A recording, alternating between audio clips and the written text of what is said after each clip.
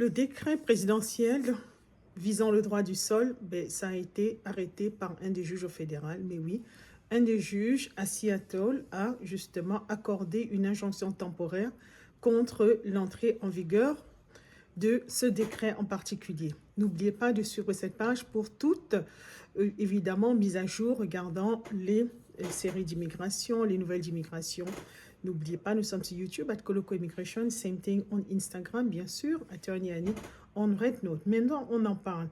Comme vous le savez, les États démocrates ont justement porté plainte juste après l'entrée en vigueur du décret du président Trump visant à modifier le droit du sol en disant que ce droit du sol issu du 14e amendement de la Constitution américaine, mais ça ne s'appliquait pas aux enfants dont les parents n'avaient pas un statut permanent. On en a parlé, regardez les vidéos précédentes.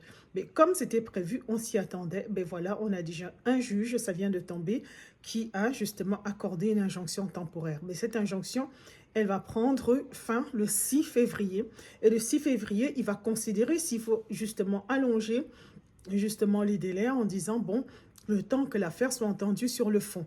Le juge, déjà, n'a pas l'air super convaincu par les arguments du gouvernement en disant, il a posé la question, mais où étaient les avocats quand on a rédigé ce décret en particulier?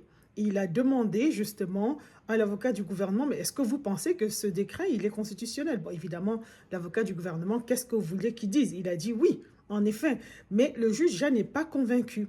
Donc maintenant, l'avocat du gouvernement a dit, mais s'il vous plaît, votre honneur, est-ce que vous pouvez quand même nous permettre de pouvoir déposer des conclusions sur justement le fait que vous devez accorder ou pas une injonction basée sur le fond. Donc c'est pour ça qu'on a une injonction temporaire qui expire le 6. Il faut savoir que le décret rentre en application le 19, donc on va voir le 6, justement, on verra si ça va être rallongé. Mais il faut comprendre que ce n'est pas forcément le seul juge qui va accorder une injonction. On a la même, justement, donc évidemment le même challenge qui se pose, qui a été déposé au Massachusetts. Donc on va attendre également, on aura probablement d'autres décisions dans ce sens. Bon, la saga ne fait que commencer, ça va se terminer probablement devant la Cour suprême. Donc voilà, je vous tiens informé. N'oubliez pas de suivre cette page. Mais justement, merci, à bientôt. Bye!